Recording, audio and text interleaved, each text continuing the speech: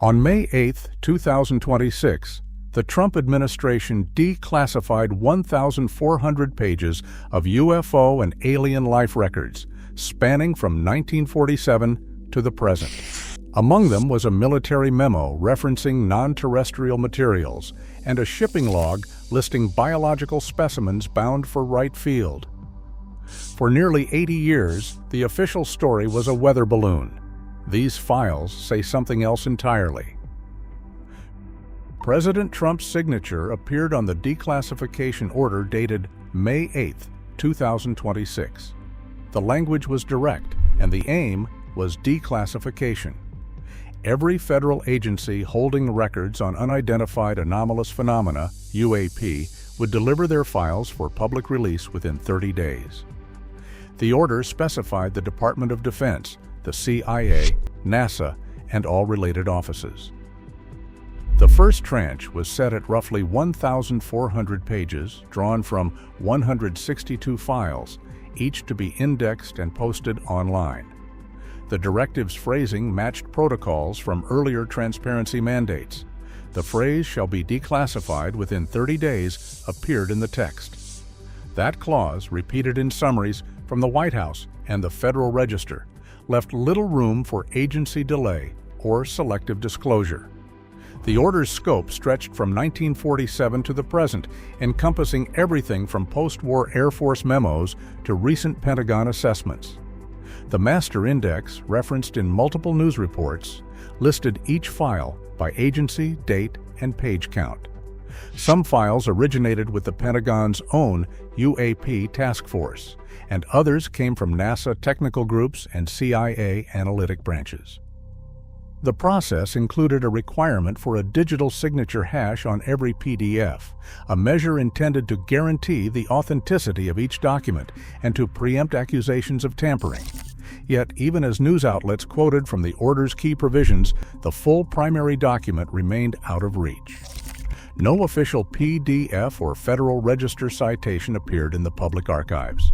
Only secondary accounts, including press releases, agency statements, and government spokespeople, confirmed its existence and outlined its terms.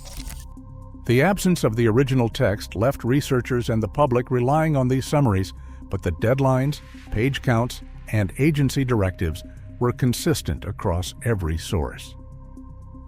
As the 30-day clock began, the rules of disclosure were now set, and the government had committed to a public reckoning, measured in pages and bound by the language of the President's own order. On July 9, 1947, an internal Army Air Forces memorandum appeared in the newly released files. Signed by Lieutenant Colonel William L. Smith of the Medical Corps, the 4-page document describes the recovery of material of unknown composition at the Roswell site. The memo is precise. Metallic fragments, polymer-like fibers, and 5 biological specimens, non-human in morphology, were cataloged, with 2 reported as exhibiting vital signs at the time of recovery. The language is clinical, stripped of speculation, and it stands in stark contrast to later official explanations. The specimens, according to the memo, were sealed in cold storage containers and transferred by C-47 transport to Wright Field in Dayton, Ohio. A shipping log dated July 13, 1947, records the handoff to Captain J.H. McAllister of the Medical Corps and documents the chain of custody in detail.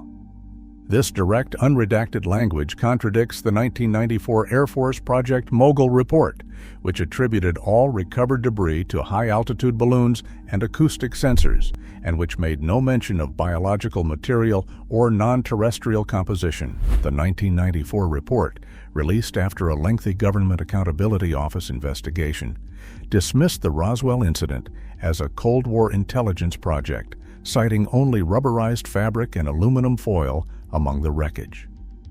Yet the 1947 memo, authenticated by the National Archives and accompanied by a contemporaneous shipping record, introduces a primary source account that was absent from the official record for decades. Lieutenant Colonel Smith's documentation, now public, exposes a fundamental contradiction at the heart of the Roswell story. The official narrative, maintained for nearly 50 years, is directly challenged by the presence of biological specimens and non-terrestrial materials in the archival record. The absence of any laboratory analysis or final disposition for these specimens in the released files leaves a gap. But the paper trail, the memo, the shipping log, and the chain of custody entry establishes that material and biological evidence were acknowledged, transferred, and then quietly omitted from subsequent public disclosures. A program header stamped with the codename Imminent Resolve appears in the tranche, dated to fiscal year 2010 and bearing the signature of the Undersecretary of Defense for Intelligence. The language is blunt. The program is tasked to systematically collect, analyze, and where feasible, replicate non-human origin technology discovered in UAP encounters. The charter timeline, spread across a series of annexes, traces the effort from its inception in 2010 through its formal wind-down in 2019. Each year, classified appropriations flow to a Nevada-based test facility identified only by a project code, never by name. Budget entries show tens of millions of dollars routed through special access programs with line items labeled Materials Lab and Reverse Engineering Prototype. The precise dollar amounts are redacted, but the structure is clear. Funding is concealed within the Defense Appropriations Act, outside the reach of normal congressional oversight. A closed session transcript from June 2025, now public, confirms that senior defense officials briefed the Senate Armed Services Committee on Imminent Resolve's existence. The hearing record shows committee members pressing for a full audit, while the program director describes a restricted access laboratory in Nevada handling all physical samples recovered from UAP incidents. The documents tie this infrastructure directly to the chain of custody gaps that followed the Roswell transfer decades earlier. By 2013, Imminent Resolve is credited with the first successful reconstruction of a propulsion component, designated RES-13, though technical details remain withheld.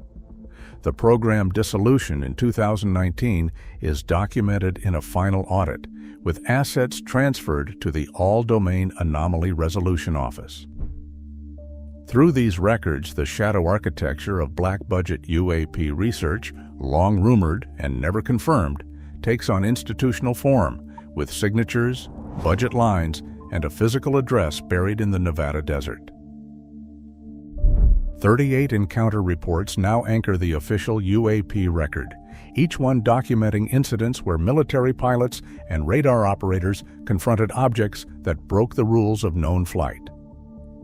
The files, spanning from Cold War radar contacts to sensor-rich cases logged as recently as 2025, rely on standardized Department of Defense forms, capturing time, location, altitude, sensor type, and performance data that consistently defy established engineering limits.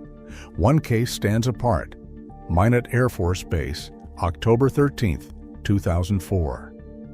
At 2:17 Coordinated Universal Time, radar tracked a metallic disk hovering over a nuclear weapons storage area, holding steady at 15 kilometers before accelerating to 2,200 kilometers per hour. The craft executed a 90-degree turn in 3 seconds and climbed 5 kilometers in 12 seconds. Pilots reported no visible propulsion, only a low-frequency hum. The base locked down, and the Air Force Office of Special Investigations classified the event as a nuclear security threat. Across the 38 reports, similar extremes repeat. Objects routinely outpace the fastest jets, pulling up to 30 Gs, well beyond human or current aerospace capability. Infrared and radar logs confirm the maneuvers, eliminating sensor error. Many incidents involve abrupt heading changes, vertical climbs, or prolonged hovering near military sites, especially those tied to nuclear weapons.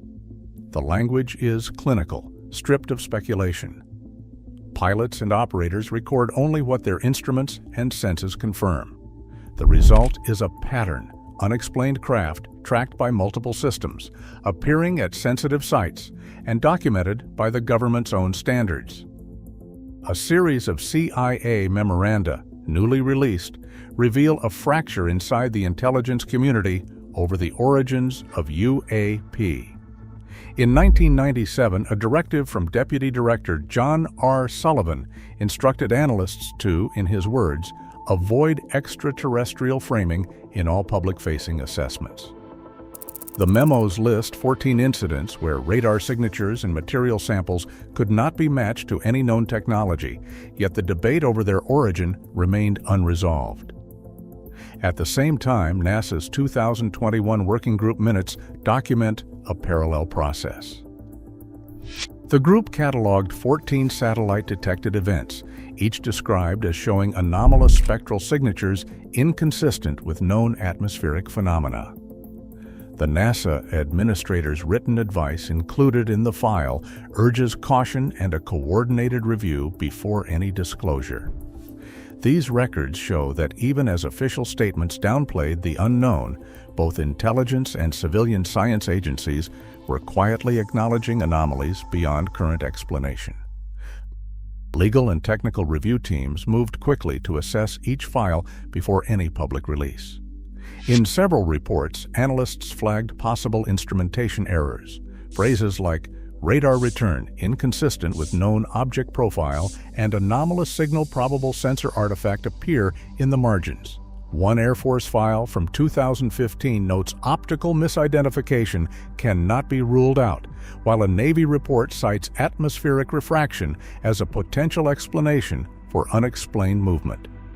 Every document passed through a verification checklist, digital signature hash, agency chain of custody, and cross-referencing with the master index.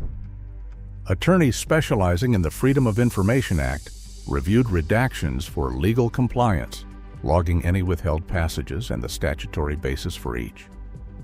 These steps, documented in the release workflow, were designed to ensure that only authenticated, legally cleared records reached the public, and that every extraordinary claim was first tested against the most conventional explanations. Within hours of the initial release, senators from both parties called for live sworn hearings with defense and intelligence officials. Senator James M. Rogers issued a public statement insisting that the American people deserve transparency and that we must hold the intelligence community to accountability. The administration responded by announcing an amendment to federal whistleblower protections, extending legal coverage to contractors with knowledge of UAP programs. Meanwhile, the Department of Defense pledged a second tranche of documents within 60 days, focusing on reverse engineering projects. The pressure for oversight and full disclosure now shifted from closed rooms to the Senate floor, with a timeline for further revelations set and the demand for accountability echoing across Washington. Today, official memos no longer instruct agencies to avoid extraterrestrial framing in all public-facing assessments. Yet the core question remains: how much is revealed and how much is still withheld? In this new era of partial disclosure, uncertainty endures, fueling the debate over what governments owe the public now.